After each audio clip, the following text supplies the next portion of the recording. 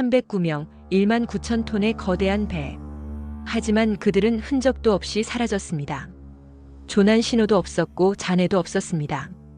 100년이 지난 지금까지도 풀리지 않은 세기의 미스터리, USS 사이클롭스 실종 사건.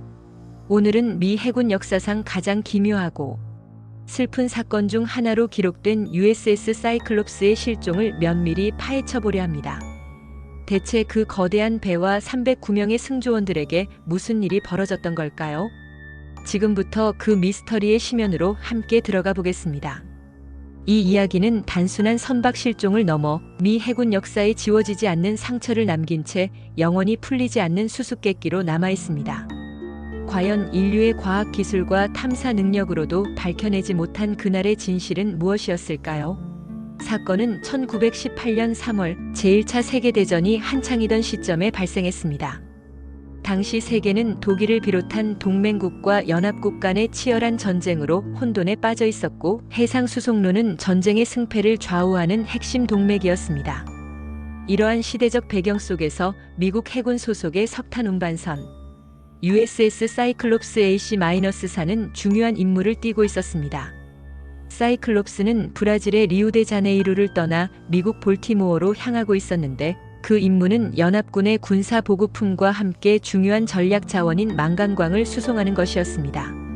망간광은 철강 생산의 필수적인 광물로 당시 전시 상황에서 그 가치는 상상을 초월했습니다.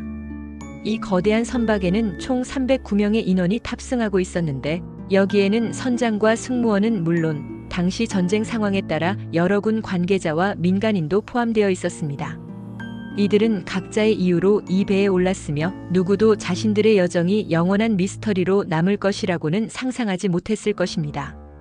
모든 것이 순조로워 보이는 항해였지만 USS 사이클롭스는 1918년 3월 3일 카리브해의 작은 섬나라 바르바도스 항구에서 마지막으로 목격된 이후 영원히 사라져버렸습니다. 이 배는 연료 보급을 위해 바르바도스에 잠시 기항했고 이곳에서 마지막으로 보급품을 싣고 다시 대서양으로 나섰습니다. 바르바도스 항구의 기록에 따르면 사이클롭스는 그곳에서 통상적인 보급 절차를 마쳤으며 어떠한 특이 사항도 보고되지 않았습니다. 선원들의 건강 상태나 선박의 기계적 문제도 없었습니다. 그리고 그것이 사이클롭스의 마지막 모습이었습니다. 일반적으로 선박이 조난당하면 무전을 통해 조난 신호를 발신하고 주변 선박이나 해안 기지에 도움을 요청하는 것이 상식입니다. 특히 전시 상황에서는 적의 공격이나 기계 고장에 대비하여 비상통신 체계가 더욱 철저히 갖춰져 있었습니다.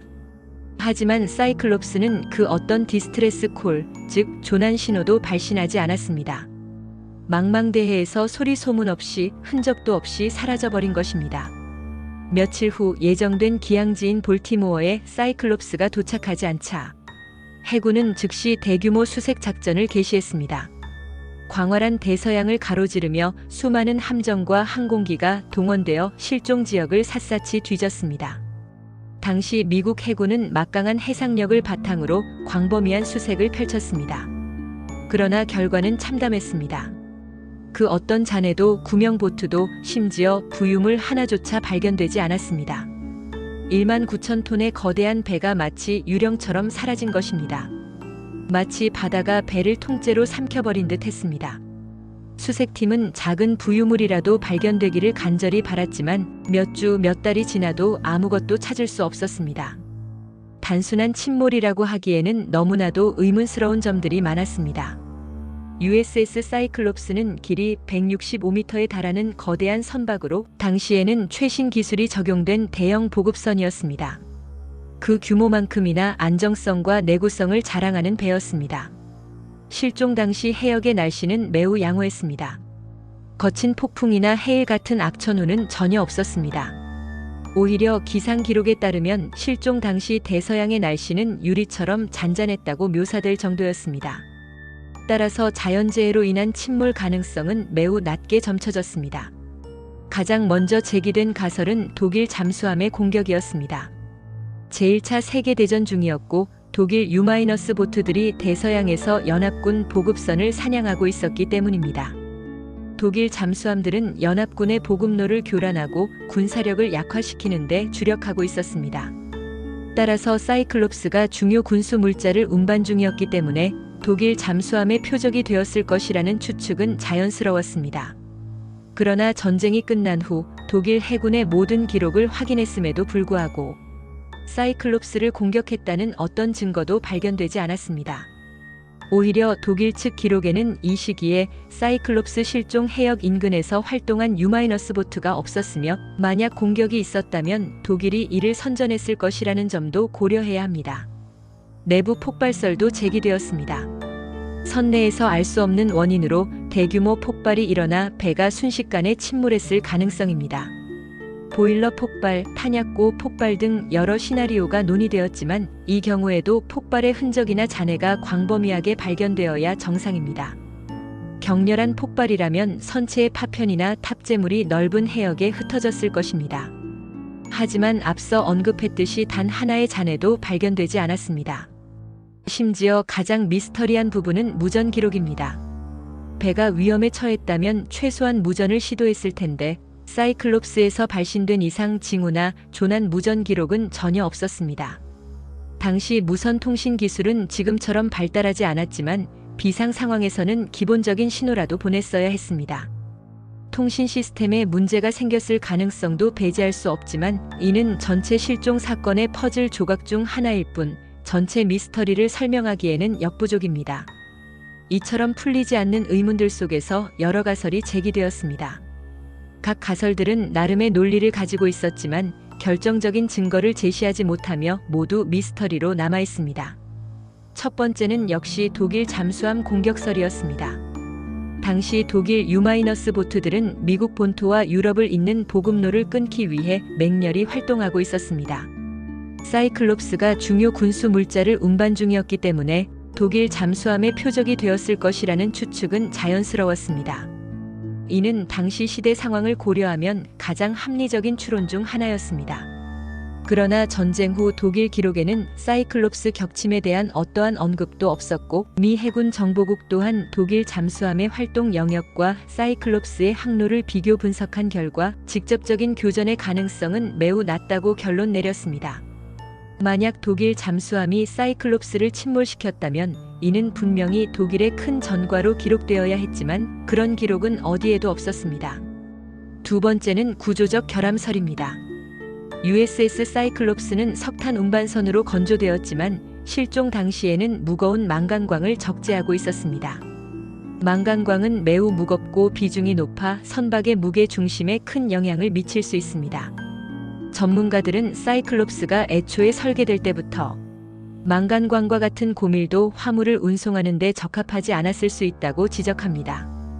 이로 인해 선체의 하중에 문제가 발생했고 이는 선박의 안정성을 심각하게 저해했을 수 있습니다.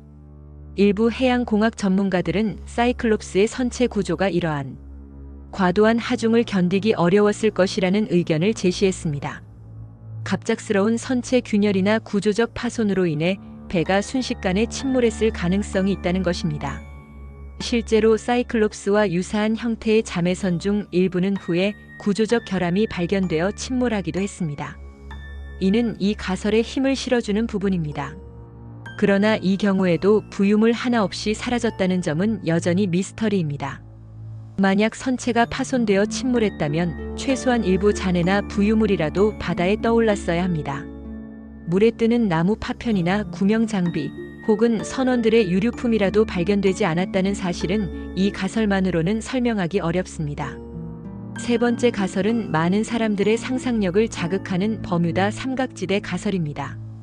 사이클롭스가 실종된 지점은 악마의 삼각지대라고도 불리는 버뮤다 삼각지대와 지리적으로 인접해 있었습니다. 버뮤다 삼각지대는 비행기나 선박들이 불가사의하게 사라지는 사건들이 빈번하게 발생하는 곳으로 알려져 있습니다. 과거부터 수많은 선박과 항공기가 이곳에서 흔적 없이 사라졌다는 미확인 보고들이 이어져 왔습니다.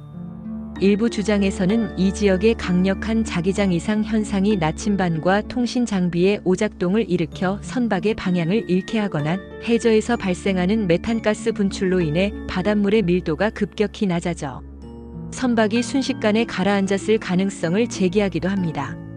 해저 지형이나 특이한 해류의 영향도 언급되지만 이 모든 것은 과학적으로 명확하게 입증된 바가 없으며 대부분은 추측과 신비주의에 기반을 둔 이야기들입니다. 하지만 사이클롭스 실종 이후에도 이 지역에서 유사한 실종 사건들이 다수 발생하면서 버뮤다 삼각지대의 미스터리는 더욱 신비화되었고 많은 이들에게 공포와 호기심의 대상이 되었습니다.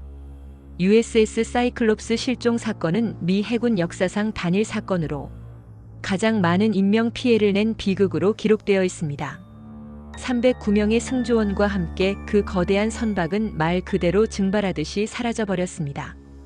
이 사건은 미국 전역에 큰 충격을 주었고 대통령 우드로 윌슨조차 이 사건에 대해 오직 10만이 알고 있는 일이라고 언급할 정도로 미스터리였습니다. 미 해군은 수년에 걸쳐 진상조사를 벌였지만 결국 1918년 6월 15일 당시 해군성 장관 조셉 구빈 댄 헬름은 공식적으로 사이클롭스호의 실종 원인은 알 수 없음이라고 발표했습니다. 그리고 이 사건은 미 해군의 공식 기록에도 영원히 원인 불명으로 남게 되었습니다. 100년이 넘는 세월이 흘렀지만 사이클롭스는 여전히 미지의 바다 어딘가에 잠들어 있습니다. 수많은 전문가들이 이 사건을 재조사하고 새로운 가설들을 제시했지만 그 어떤 것도 확실한 증거로 이어지지 못했습니다. 사이클롭스는 단순히 사라진 배가 아니라 풀리지 않는 인류의 미스터리를 상징하는 존재가 되었습니다. 과연 그날 USS 사이클롭스에는 무슨 일이 있었던 걸까요? 독일의 공격? 해저 폭발? 아니면 정말로 버뮤다 삼각지대의 저주였을까요? 당신의 생각을 댓글로 남겨주세요.